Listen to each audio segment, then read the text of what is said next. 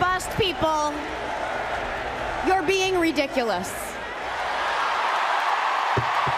There's Sarah Silverman at the Democratic Convention calling out the Democrats who can't get behind Hillary Clinton. Bernie! Bernie! And even though Bernie Sanders is on board now, some liberals are still saying never Hillary, which could be an opening for Green Party candidate Jill Stein. This is what democracy looks like!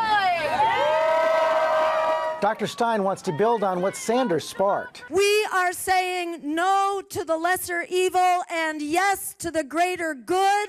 Born in Chicago, she graduated from Harvard College and medical school before starting her medical career in Massachusetts. And her passion for health and education brought her to politics, running for governor twice. Back in 2012, Stein got less than 0.5% of the vote as the Green Party presidential nominee. But our latest poll shows her at 4% this time around, which could be enough to change this race. And Dr. Stein joins us now. Thank you for coming in. Great to be with you. First Sunday interview, so tell our viewers right now, give them the 30-second case, why Jill Stein? Because people are being thrown under the bus and they're tired of it. They're tired of a rigged economy and they're tired of a rigged political system, and they don't like the two choices that are basically, you know, bought and paid for by the big banks, by the fossil fuel giants, by the war profiteers. People are looking for a new way forward. I'm a physician, not a politician. I'm not part of the corrupt system, and I'm the only candidate in this race that's not corrupted by lobbyist money, by super PACs, by corporate money. So I actually have the liberty to stand up and offer the solutions that the American people are clamoring for. You heard Robbie Mook there, the Clinton campaign manager, said he wasn't worried about your candidacy. Donald Trump has gone even further. Let's look. I think a vote for Stein would be good. You know, it's the Green Party. Because I figure anybody voting for Stein is going to be for Hillary, so I think vote for Stein is fine. So he addresses what we showed in our poll as well. What do you say to those voters who would worry that by voting for you, they're progressives, they're liberals, they're Democrats, that by voting for you, they would actually help elect Donald Trump?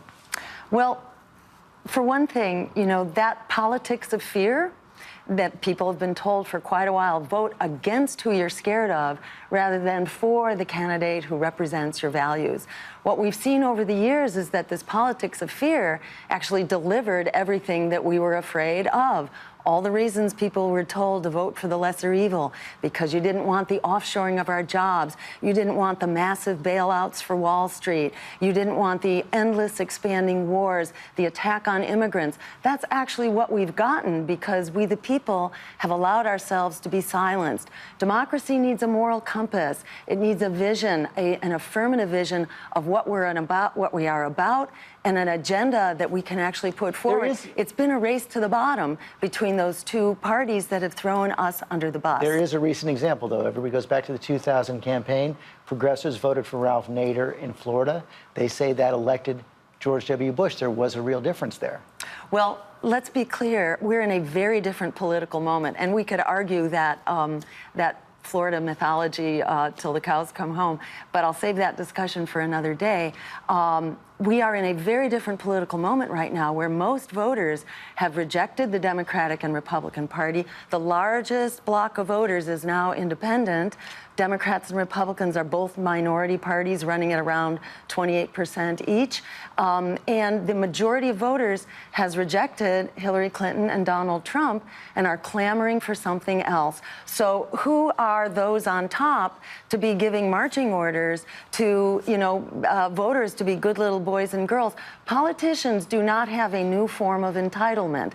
They are not entitled to our votes. They have to earn our votes. And Hillary Clinton and Donald Trump have not earned our votes. You are saying things that no other candidates are willing to say. And back in July 13th, you talked about disarming the police. Let's take a look.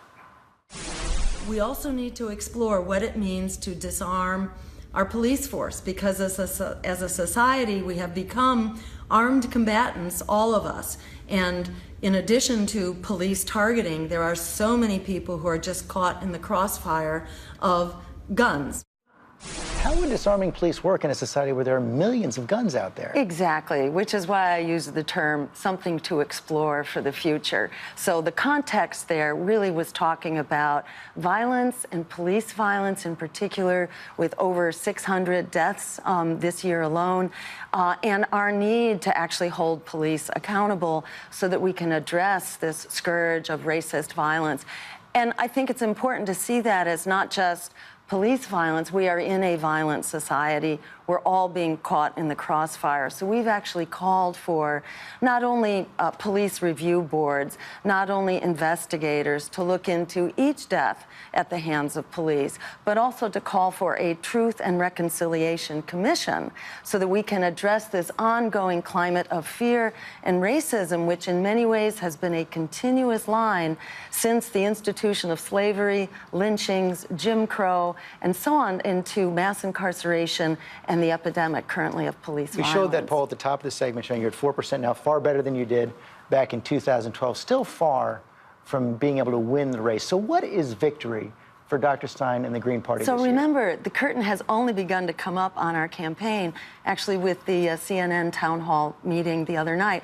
We're encouraging other stations to also hold town halls because the American people deserve not only a right to vote, they deserve to know who they can vote for. You know, I'm running 4 to 6, even 7% without any national coverage. This is basically percolating up from below, largely from a millennial generation that is locked out of a future right now. And I'm in this running not only as a medical doctor practicing political medicine, because we've got to heal our sick political system, but I'm in this as a mother, very concerned about the future that our younger generation doesn't have.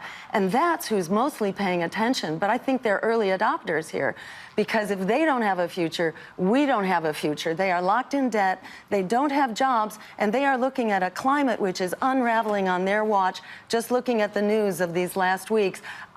Unheard of flooding now in Louisiana and unprecedented fires in California, heat waves. This is what the future looks like.